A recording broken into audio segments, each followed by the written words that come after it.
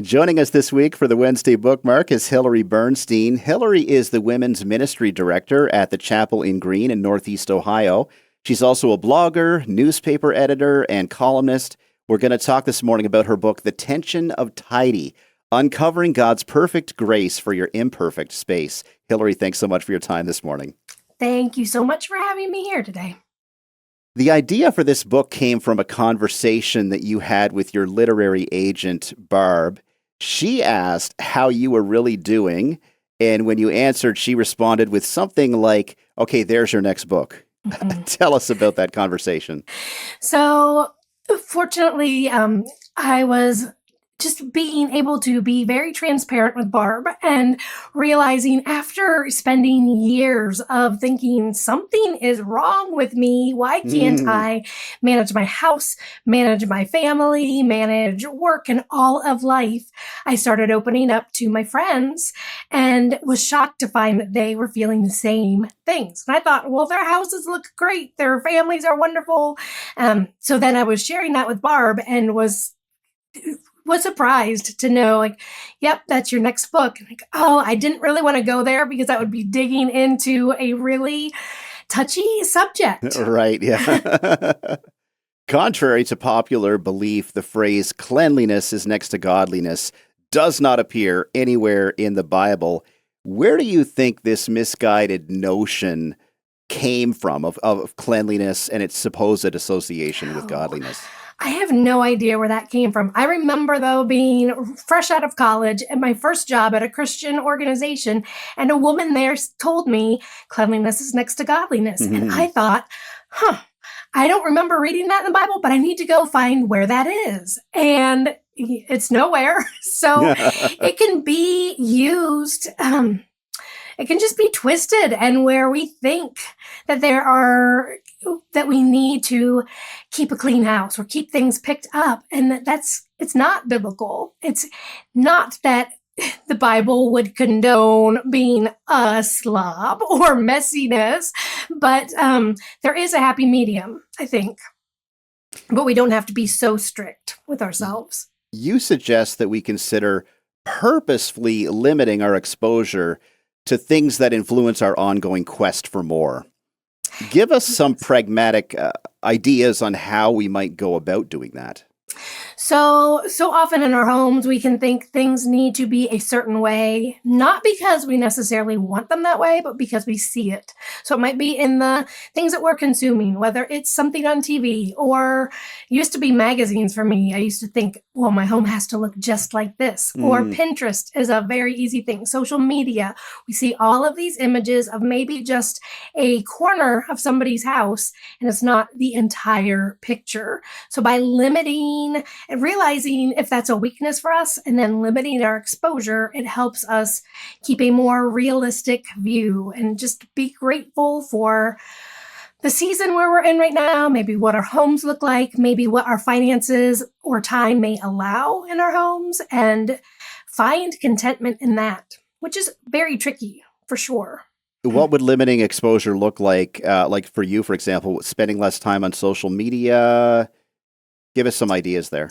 So for me, I know that watching home improvement shows on TV, my husband and I used to watch those, spend a night just binge watching them. And I would turn off the TV and think, well, my house doesn't look good because it's not the beach house that we're looking for, or a whole host of things. So I just stopped watching them. I tend to go cold turkey on things if I notice a pattern in my life. And so that can be easier just to think, okay, I need to shut it down for a season until I can get my heart kind of under control.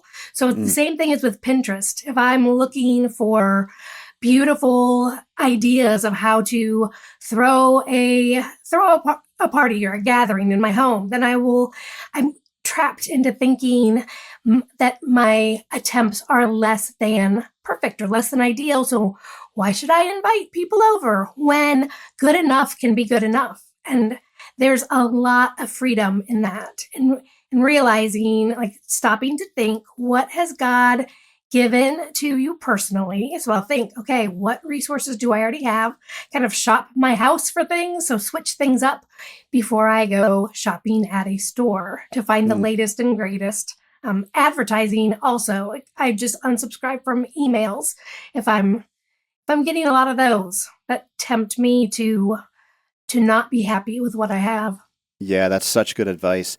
And you believe the best way to break free from the comparison trap is by courageously choosing to live with greater transparency. How do you think transparency works against the temptation to compare? Well, when we are transparent with each other, we realize we're pretty much on the same page. So just like my friends and I found out that, wait a minute, you are feeling overwhelmed with your house too. And it was very freeing to know that something wasn't wrong with me, or I wasn't doing something. Something wasn't, like, we were all feeling the same feeling. So when we're transparent with each other, when you invite someone over, even if your house is not spotless, that's okay. Then people can see, wait, you have dirty dishes too, because we all do. We all have these ongoing chores. We all have a lot in our lives, and we don't have to be perfect to invite people in or to feel comfortable in our homes. Okay, let's talk about kids of varying ages. What are your thoughts on striking a healthy balance between letting kids be kids versus teaching and involving them in house tidying duties and things of that nature? Right. So I have two children, and when they were toddlers, I faced the same struggles and challenges that every parent does when our home was a mess. I would clean it up, pick it up every night before I would go to bed, and then the next morning they would get all of the toys out. And so I would work with them on, okay, this is how we clean, always explaining what I was doing, trying to involve them. But one day I read an article about how messiness can actually benefit kids' creativity and their minds and their development. And I thought, oh my goodness, just like my husband and I prefer a cleaned house, they really were able to explore and develop healthily with mess. So trying to marry those two worlds, that was challenging, but always trying to teach them, okay, let's pick things up, but not being so tied to it, not insisting that they picked up as they played. Just play and have fun. Make a mess, and then we clean up together. That's so interesting. I love the point you make in your chapter called Too Much, namely that we often hold on to belongings just in case we'll need them, because I think that's so true. Yes. But there's a fault in this logic. What are the inherent problems hidden inside that just in case I need it mindset?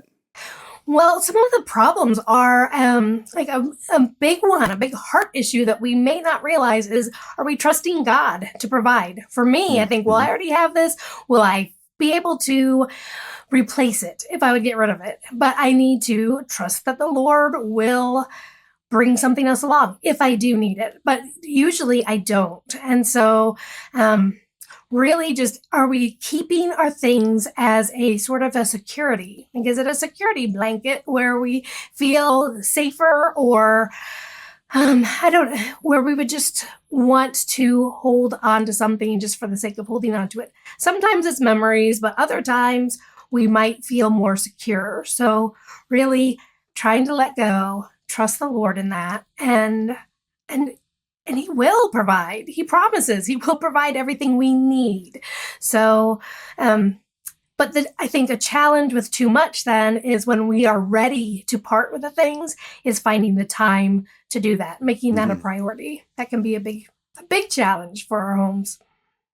Last question, Hilary. The subtitle of this book makes reference to God's grace, but you suggest in the last chapter that we should also give ourselves more grace. Leave us with some encouragement in that arena. So I would love to encourage you today that good enough is good enough, that we are imperfect people living in an imperfect world.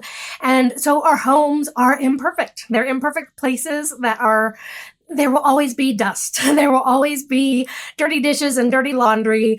And it's okay that things are not perfect, because life, we should be living our lives and doing the tasks and the jobs that God has for us, that He has a plan for each of us. And our homes don't have to be the sole focus of our lives. So we should be looking more to His big picture and let His grace come in to our homes, and really trust in Him, follow Him, and He will let the rest of everything else fall into place. The tension of tidy, uncovering God's perfect grace for your imperfect space. Hilary Bernstein, our guest this week for the Wednesday Bookmark. This is really pragmatic stuff. Thank you so much for your time this morning, Thank Hilary. you, Brock.